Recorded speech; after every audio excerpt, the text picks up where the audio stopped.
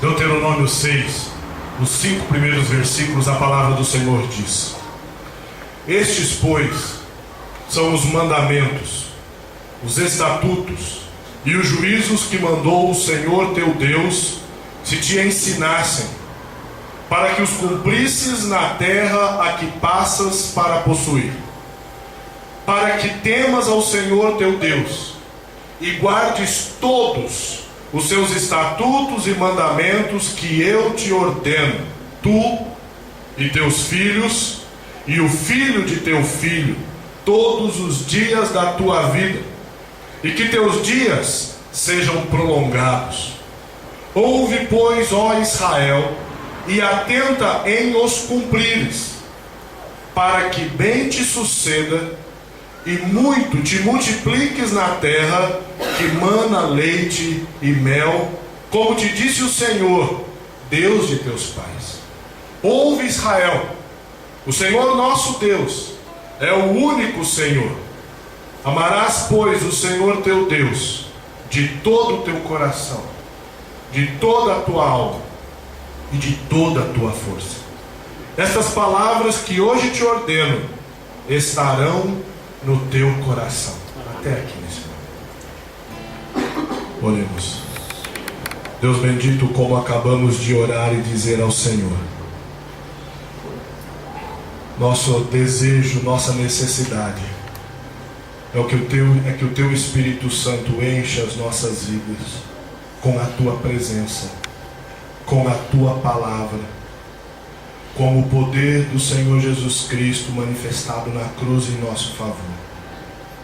Que o Senhor nos faça compreender a tua palavra, que o Senhor nos mostre quem o Senhor é, a fim de podermos entender e viver a vontade do Senhor para as nossas vidas.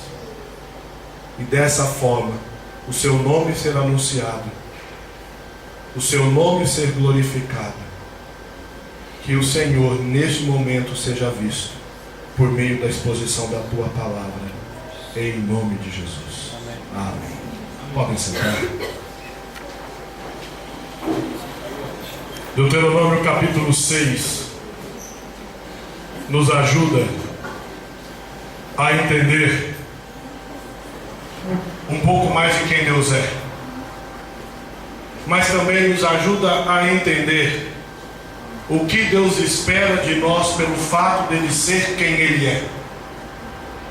Quando Moisés trouxe o livro de Deuteronômio para o povo de Israel, isso aconteceu durante os últimos meses da vida daquele povo lá no deserto.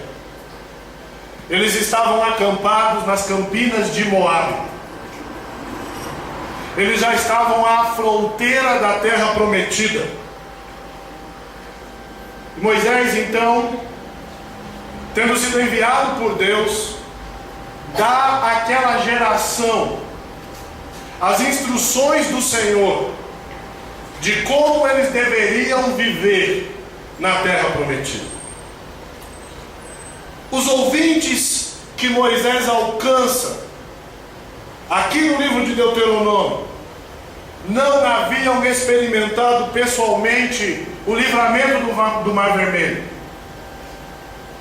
Provavelmente era uma geração que nasceu durante os 40 anos de deserto. E aqueles que o fizeram ainda eram muito crianças e não tinham o impacto disso, como seus pais, como seus avós. Provavelmente estes não receberam a lei outorgada de Moisés assim que entraram no deserto. Deus, então, olhando para a necessidade do seu povo, ele quer relembrá-los de quem ele é, para que eles compreendessem como viver em sua presença. A nação de Israel enfrentava guerras. Moabitas, amonitas e outros não queriam que eles entrassem na terra prometida. Não os queriam como vizinhos. Além das guerras, aquele povo enfrentava tentações. Eles estavam experimentando um novo estilo de vida. E havia muita novidade que eles tinham que lidar. Tudo isso envolto a transição de liderança. Quando Moisés está vivendo os seus últimos dias e Josué assumiria a liderança daquele povo. Por tudo isso, o livro de Deuteronômio foi fundamentalmente escrito para uma geração que crescera no deserto, que precisava pensar corretamente a respeito de Deus, para obedecer-lhe na hora que eles tivessem que conquistar a terra prometida, na hora que eles teriam que se estabelecer na terra prometida, e por meio disso o nome de Deus será anunciado a todas as nações. Enquanto tudo isso está acontecendo, Deus se manifesta ao povo por meio da sua palavra e vai ensinar o povo aquilo que eu quero chamar a sua atenção como um ensinamento para a sua e para a minha vida nessa noite. Viver como Deus quer está sujeito a compreender quem Ele é. Viver como Deus quer está sujeito a compreender quem Ele é. Se nós não conhecemos a Deus, se nós não compreendemos quem é o nosso Deus, nós não conseguimos viver a sua vontade, nós não conseguimos viver o que Ele quer de nós. As nossas maiores lutas, as nossas maiores rebeldias contra Deus, as nossas maiores desobediências contra Deus, provocadas pelo pecado no nosso coração, também são alimentadas pela falta da nossa compreensão da grandeza, da majestade, da soberania, da sabedoria de Deus. Esses versículos que nós lemos, e eu nem li todo o parágrafo, ele chama a nossa atenção em primeiro lugar para um Deus que manifesta sua vontade, para aprendermos a viver dentro do seu propósito. Deus manifesta sua vontade para vivermos seu propósito. Enquanto Ele prepara o povo para entrar na terra prometida, Ele diz através de Moisés: estes, pois, são os mandamentos, os estatutos e os juízos que mandou o Senhor teu Deus que te ensinassem. No capítulo 5, Deus tinha repetido os 10 mandamentos. E por um controle soberano de Deus sobre esse momento de pregação, ontem o pastor Ayrton me contou que ele está pregando nesse trecho da palavra de Deus. Estava pregando no capítulo 5 de Deuteronômio. E enquanto orava sobre isso nessas últimas semanas, Deus só me deixou esse texto queimar o coração. Os mandamentos, os estatutos e os juízos tinham acabado de ser relembrados ao povo. Os 10 mandamentos. Como o povo se relacionaria com Deus, como o povo se relacionaria com o próximo. Quando Deus faz isso e diz: estes que vocês têm agora, estão vendo, são os meus mandamentos. E Ele diz o que deveria ser feito com esses mandamentos. Ele dá a razão pela qual Deus fez questão de repetir os mandamentos para o povo, ensinar aquela geração a respeito dos mandamentos para que eles pudessem vivê-los. Olha aí no seu texto bíblico, na segunda parte do versículo 1, ele diz que esses são os mandamentos, os estatutos e os juízos que Deus mandou, com qual finalidade? Para que os cumpram na terra que vão possuir. Quando vocês entrarem na terra prometida e tirarem de lá o povo que não deve mais morar lá, vocês precisam saber como viver. E não são vocês que vão decidir isso. Não são vocês que vão escolher como fazer. Mas eu sei o que é melhor para vocês. E estes mandamentos eu estou dando a vocês para que vocês os cumpram para que vocês os vivam na terra que vão possuir. Esses mandamentos que eu estou dando a vocês é para que vocês temam ao Senhor teu Deus. Versículo 2. Para que vocês guardem todos os estatutos e mandamentos que eu tenho ordenado, para que vocês sejam bem-sucedidos e se multipliquem na terra que mana leite e mel. Por isso, em primeiro lugar, Deus manifesta a sua vontade para viver no seu propósito. A vontade de Deus é que seus filhos cumpram seus mandamentos. A vontade de Deus é que seus filhos temam ao Senhor como o único Deus. Que os seus filhos obedeçam à palavra do Senhor. Que os seus filhos sejam prósperos, tenham uma vida longa como Deus planejou para eles. E a única maneira de nós sermos prósperos é vivendo segundo a vontade de Deus e não segundo a nossa própria. O livro de Josué, Moisés faleceu e Josué está sendo empossado como líder de Israel. O pregador no culto de posse foi o próprio Deus. E se você quiser ler o texto que Deus usou para pregar naquele culto, é Josué 1. E Deus diz assim para aquele homem que teria que substituir Moisés e liderar aquele povo na conquista da terra prometida: não cesses de falar desse livro da lei, antes medita nele dia e noite, para cumprires tudo quanto nele está escrito, então serás bem-sucedido. Ser bem-sucedido é chegar no final da vida e entender que a vida foi vivida segundo a vontade e o plano de Deus. E a única maneira disso acontecer é se nós conhecermos a palavra de Deus que revela a sua vontade. Deus poderia ter dado para Josué uma boa estratégia de guerra. Deus poderia ter dado para Josué 10 maneiras de liderar o povo de Israel. Mas Deus simplesmente diz para ele: comunica a palavra. Se você quer comunicar a palavra, considera sobre essa palavra, medita nela dia e noite.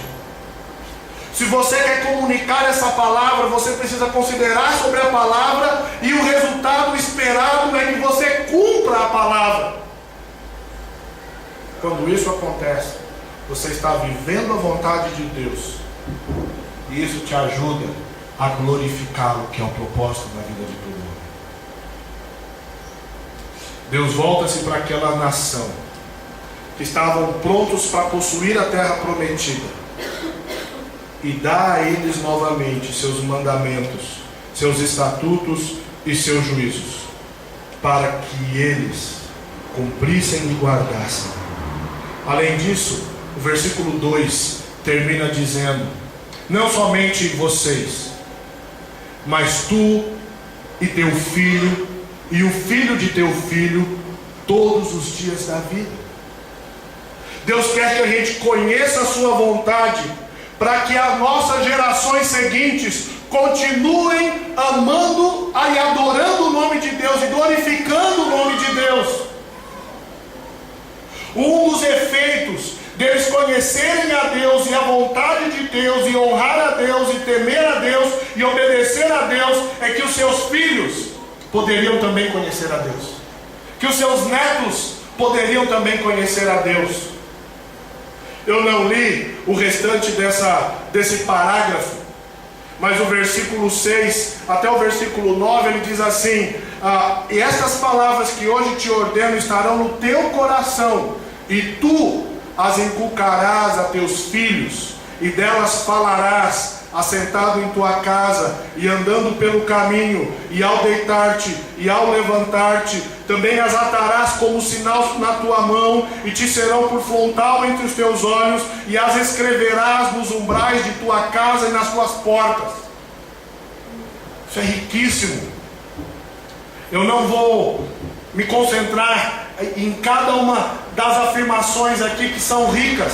Mas uma pergunta que nós poderemos fazer aqui é: qual é este caminho do Senhor que os pais precisam ter e educar os filhos? Verso 6, qual é a palavra que Deus ordenou a eles e que eles deveriam colocar na mente dos filhos? Versículo 3: ouve, ó Israel, e atenta para cumprires bem, para que bem te suceda e muito te multipliques. Versículo 4: ouve, ó Israel, o Senhor nosso Deus é o único Senhor. Eu já volto para essa afirmação. Versículo 5: amarás o Senhor teu Deus de todo o teu coração. Amarás o Senhor teu Deus de toda a tua alma. Amarás o Senhor teu Deus toda a tua força. Qual é o caminho que o Senhor quer que os pais trilhem na educação dos filhos? Não é simplesmente ajudar os filhos a ter um comportamento bom, isso é preciso. Não é simplesmente ajudar os filhos a usar talheres à mesa, isso é preciso. Não é somente ajudar os filhos a se comportar quando estão no culto na igreja, isso é preciso. Mas o caminho citado aqui, que os pais precisam ensinar os filhos, é amar a Deus sobre todas as coisas. Se isso não for uma verdade para nós pais, isso não será uma verdade para a vida dos nossos filhos, isso não será uma realidade na educação dos nossos filhos. Deus está repetindo a sua lei, os seus mandamentos para aquela geração, porque aquela geração já não amava a Deus como seus pais. O último capítulo de Josué, o primeiro e o segundo capítulo de Juízes mostram muito isso. Essa geração já não estava disposta a morrer por Deus como seus pais. E Deus então está lembrando: vocês precisam aprender a amar a Deus. E enquanto vocês aprendem a amar a Deus, é isso que vocês vão colocar na mente dos seus filhos. Que amar a Deus sobre todas as coisas é a maneira que nós temos de glorificá-lo. É a maneira que nós temos de andar segundo os seus mandamentos. É a maneira que nós temos de praticar os seus estatutos.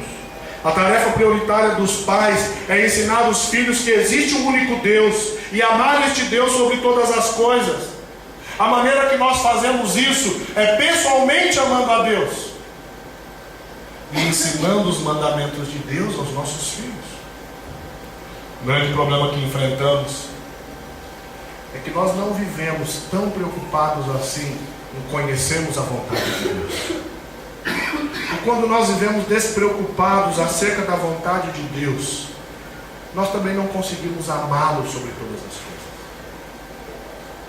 E o que a palavra de Deus está nos dizendo é que Deus manifesta a sua vontade para nós vivermos o seu propósito. Se você quer glorificar a Deus com todo o seu ser, você precisa amá-lo sobre todas as coisas. Amando-o sobre todas as coisas, você vai entender que sem conhecer os seus mandamentos, sem cumprir os seus estatutos, sem temê-lo, nada disso vai fazer sentido. Mas Deus é tão bom que quando Ele chama a nossa atenção para um viver que precisa de um estímulo, esse estímulo não é social, esse estímulo não é psicológico, esse estímulo não é material. Qual é o melhor ânimo que nós podemos ter para andarmos segundo a vontade de Deus? É conhecendo. Então, em segundo lugar, Deus manifesta seu caráter para alcançarmos seu propósito, sua vontade. Primeiros versículos, Deus mostra a sua vontade, porque Ele quer que a gente viva o seu propósito. Mas principalmente no versículo 4, Deus manifesta quem Ele é. Porque conhecendo quem Ele é, nós vamos nos submeter ao que Ele quer. Ouve, ó Israel, o Senhor nosso Deus é o único Senhor. Esse versículo apresenta alguns atributos do caráter de Deus, e eu quero mencioná-los aqui. Deus está chamando nossa atenção para o seu caráter, a fim de nos ajudar a viver sua vontade. E ele se manifesta em primeiro lugar com caráter como um Deus único. Ouve, ó Israel, o Senhor, nosso Deus, é o único Senhor. A língua hebraica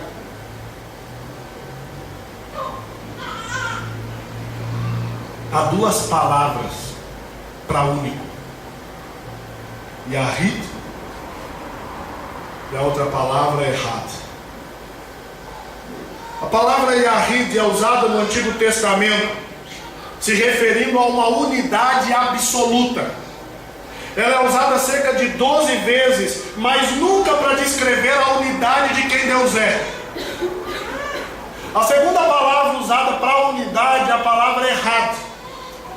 Essa palavra refere-se a uma unidade composta, ou uma unidade coletiva. Quando Deus termina a criação, Ele está nos expondo os seus propósitos na criação do homem em Gênesis 2:24, e diz que o homem e a mulher deixam a sua casa e os dois tornam-se um. A palavra usada é Had, de uma unidade composta. Nem sempre a gente pensa assim, mas na própria língua portuguesa e no nosso próprio entendimento é assim. Se eu disser para você, eu vou te dar uma maçã, quantas maçãs você espera receber? Uma, correto? Mas se eu disser assim, eu vou te dar uva, quantas uvas você espera receber? Provavelmente um cacho. Eu fiz um teste. Eu digitei no Google a palavra uva no singular. E aí fui nas imagens. Eu não contei quantas, mas todas as imagens que apareceram da palavra uva apareceram caixos, caixo ou caixos de uva. Nenhuma imagem trouxe uma única uvinha. Então o conceito de uma unidade composta não é estranho. Ele tem um significado fundamental nas Escrituras. Versículo 4, quando diz: ouve Israel, o Senhor nosso Deus é o único Senhor. A palavra único é a palavra Had, unidade composta.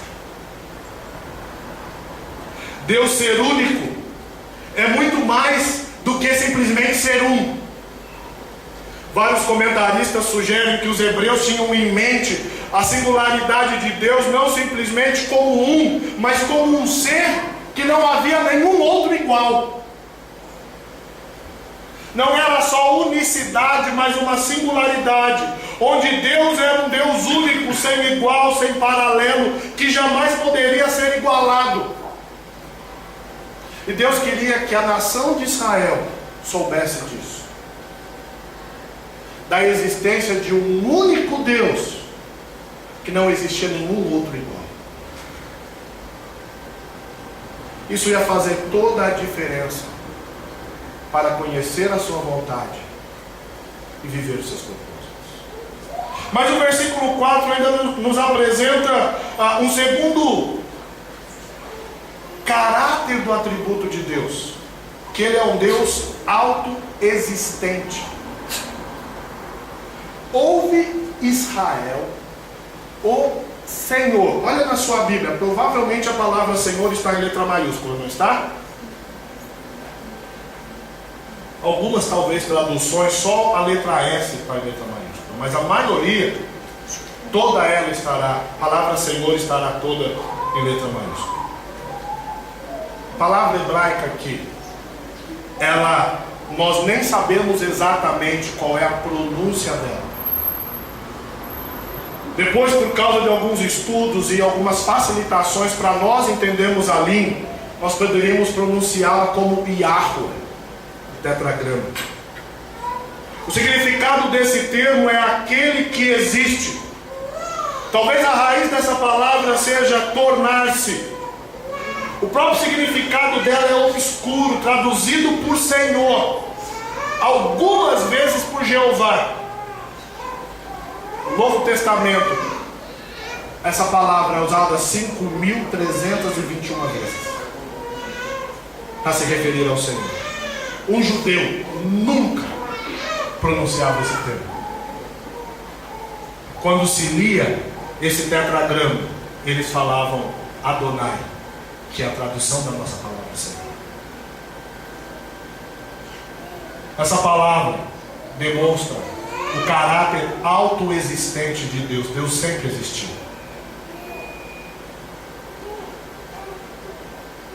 Nada o fez, nada o criou. Ele nunca dependeu de absolutamente nada para ser criado ou para existir. Ele é um Deus completamente autoexistente e autossuficiente em si mesmo. Esse nome foi dado por Deus a Moisés na sarça ardente, ligado ao verbo hebraico que a gente traduz por ser. Quando Deus chama Moisés para voltar no Egito e libertar o povo de Israel, em Êxodo 3, versículo 13 e 14, disse Moisés a Deus: eis que quando eu vier aos filhos de Israel e lhes disser, o Deus de vossos pais me enviou a vós outros, e eles me perguntarem, qual é o nome desse Deus? Que lhes direi? Disse Deus a Moisés: eu sou o que sou. Disse mais: assim dirás aos filhos de Israel: eu sou, me enviou a vós outros. A resposta divina mostra a sua grande autoconsciência de maneira inequívoca. Deus definiu a si mesmo como eu sou. A palavra Yahweh significa aquele que é. Indica a presença particular de Deus. Indica essa presença no relacionamento com o seu povo. Você pode se lembrar quantas vezes Jesus se refere a si mesmo como eu sou? Cerca de 20 vezes registrada no Evangelho de João e no restante dos escritos judaicos. No último capítulo de Apocalipse. Entender sobre o caráter de um Deus autoexistente quebra qualquer ideia errada sobre um Deus distante, sobre um Deus que criou todas as coisas e largou. Quando nós entendemos que esse único Deus é um Deus autoexistente, mas o Deus eu sou, nós compreendemos que Ele é um Deus presente. Era precioso para Israel entender isso, porque eles tinham que entrar em Canaã, eles tinham que conquistar a terra, e eles tinham que fazer tudo isso debaixo da vontade de Deus. E quando eles chegassem lá diante dos inimigos, a única força que eles teriam para a batalha deveria ser sua fé, sua confiança de que o Deus que eles serviam é o Deus eu sou. Mas Deus continua revelando o seu caráter. Ele não só manifesta o seu caráter único, Ele não só manifesta o seu caráter autoexistente, mas Ele também manifesta, em terceiro lugar, o seu caráter onipotente. Versículo 4: ouve Israel, o Senhor, Yahweh, nosso Deus. A palavra usada para Deus aqui é Elohim. A palavra Elohim é o plural de El, que a gente está acostumado até com El Shaddai e vários outros nomes de Deus que começam com El. Essa palavra descreve o relacionamento de Deus com a sua criação. Essa palavra significa ser forte, ser poderoso. El significa o objeto da adoração e não somente o nome divino. Nós temos referências por todo o Antigo Testamento que Deus Pai é El, Todo-Poderoso, que Deus Filho é El, Todo-Poderoso, que Deus Espírito é El, Todo-Poderoso. Mas não somente Deus manifesta o seu caráter onipotente quando se apresenta como Elohim. Não é só o Todo-Poderoso, mas a palavra que aparece no texto é um plural. literalmente deveria ser traduzida: ouve Israel, o Senhor nosso deuses. Mas você não precisa ter muito conhecimento da língua portuguesa para perceber que se o pronome está no singular, o substantivo não poderia ser plural. Mas isso está de propósito. Porque quando Deus manifesta o seu caráter como um Deus único, autoexistente, o Deus eu sou, o Deus onipotente, Ele está querendo mostrar para nós que Ele é um Deus trino. Ele está querendo mostrar para nós que Ele é triuno. Só existe um Deus. Mas a palavra Elohim, como plural, sugere a pluralidade de pessoa na trindade divina. Mostra a plenitude da trindade. Deus existe em 3 centros pessoais, como relacionamentos íntimos e eternos, mesmo sendo um único Deus em sua essência. Ele é 3 em 1. São 3 pessoas, não 3 deuses. Porque senão no texto deveria aparecer como nossos deuses. Se você multiplicar 1 vezes 1 vezes 1, qual é o resultado? Continua sendo 1. 1 ao cubo continua sendo 1. Um ser pessoal, trino. É verdade que a palavra trindade não aparece nas Escrituras.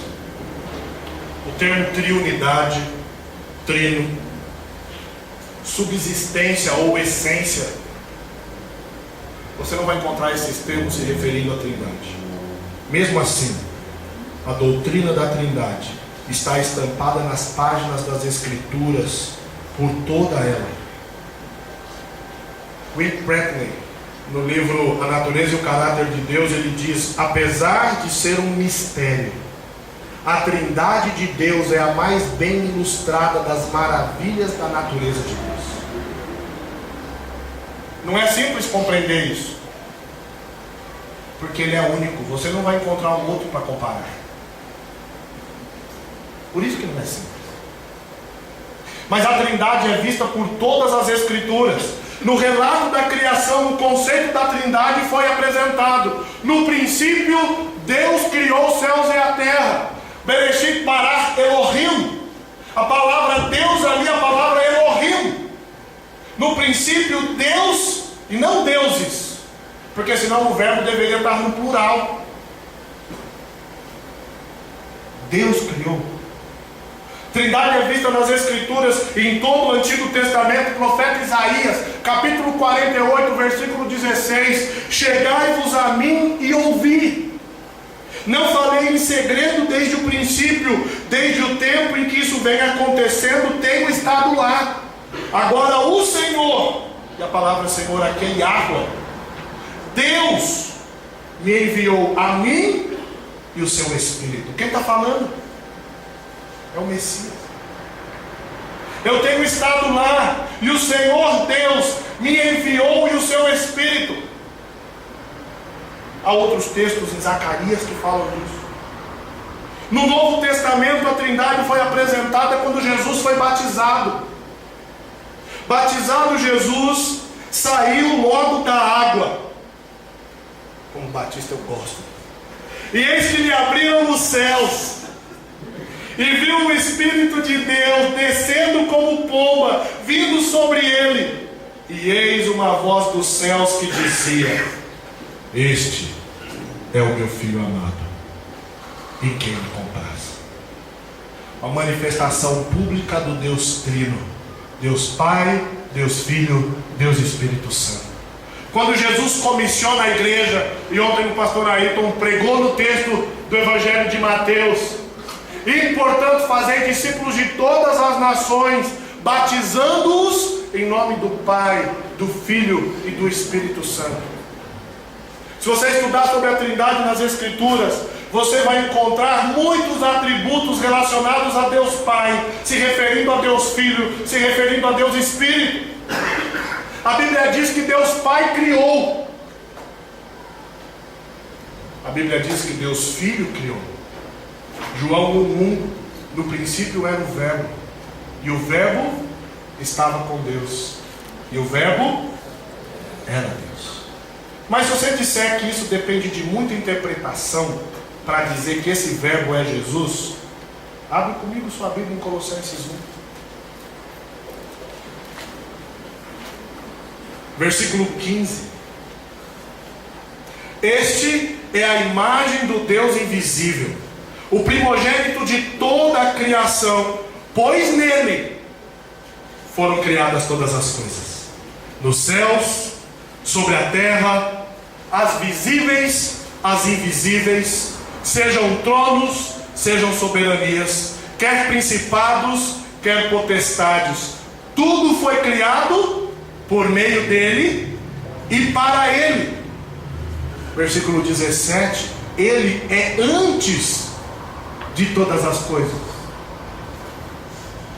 Só é possível ele ser antes de todas as coisas se ele é Deus, porque antes de todas as coisas só existiu Deus. Deus Espírito também criou. Versículo 2 de Gênesis 1, o Espírito de Deus pairava, estava lá presente, agindo com o Senhor. Não era uma força espiritual, um ser pessoal. Poderíamos olhar muitos outros, mas recapitulando, voltando para Deuteronômio 6, Deus manifesta o seu caráter único. Existe um único Deus. Deus manifesta o seu caráter autoexistente. Esse único Deus é o Yahweh, o Deus eu sou. Deus manifesta o seu caráter onipotente. Não há outro Deus poderoso como Ele. Deus manifesta o seu caráter trino. Concluindo, qual é a importância disso tudo para as nossas vidas? Baseado nos versículos que lemos em Deuteronômio 6, se você e eu quisermos ter uma família que ama a Deus, que obedece a sua palavra, nós temos que crer que só existe um Deus. Se você e eu quisermos viver a vontade de Deus em nossas vidas, para glorificá-lo como o propósito que Ele estabeleceu para cada um de nós, nós temos que lutar contra todos os falsos deuses que militam para ter o domínio de nossos corações, de nossas mentes, de nossos desejos. A importância disso para as nossas vidas é que quando entendemos quem Deus é, nós não conseguimos mais viver longe dele. Quando entendemos quem Deus é, nós queremos conhecê-lo, nós queremos compreender a sua vontade, porque Ele sabe o que é melhor para nós, porque Ele já traçou o caminho que nós temos que andar. Não somos nós que escolhemos esse caminho, apenas nos submetemos ao caminho de Deus para nós. A importância disso para as nossas vidas é que nos ajuda a viver debaixo da perspectiva de que não há outros deuses além do Deus único e verdadeiro. Não há outros como Ele. Não apenas não há outros além dele, mas não há outros como Ele. Pode procurar. Faz uma pesquisa em todas as religiões que já existiram, desde a criação do mundo. Não há outro. Não há outros além dele, não há outros como Ele, não há outros com Ele. No mesmo livro de Deuteronômio, o capítulo 39, no versículo 39, a palavra de Deus diz: vede agora que eu sou, eu somente, e mais nenhum Deus além de mim.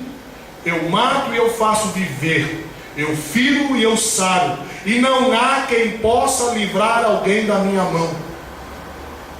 Portanto, viver como Deus quer está sujeito a compreender quem Ele é.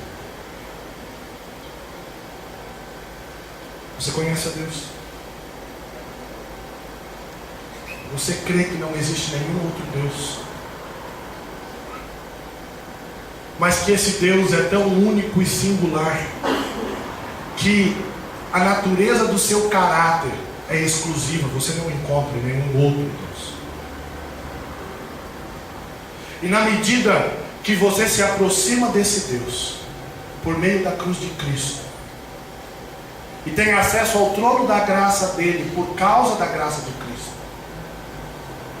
ao conhecê-lo, você descobre que ele tem uma vontade, um plano para você viver, e que o seu papel diante disso é se submeter,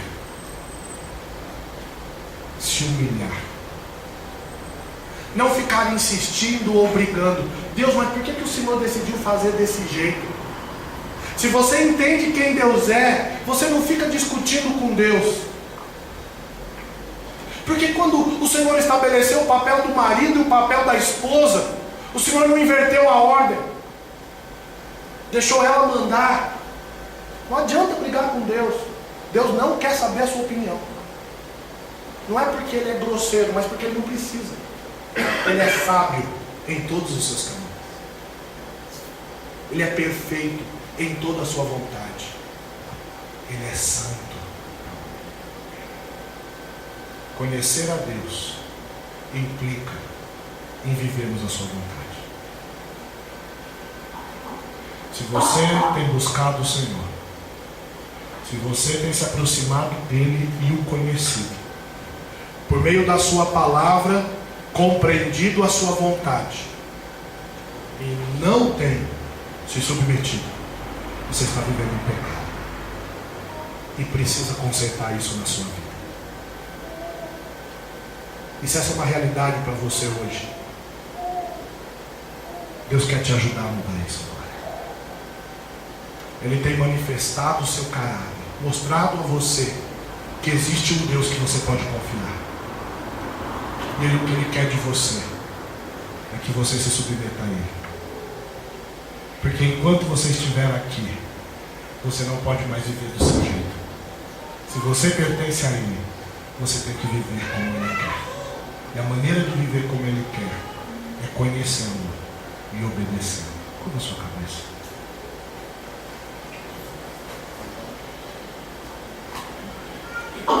Se você chegou aqui hoje à noite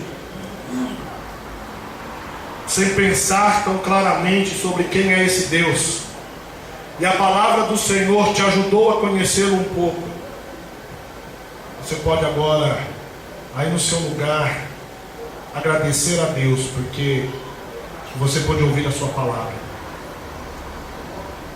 E ao ouvir a sua palavra, se o Espírito de Deus está sondando o seu coração, dizendo a você que há algo na sua vida que precisa ser consertado,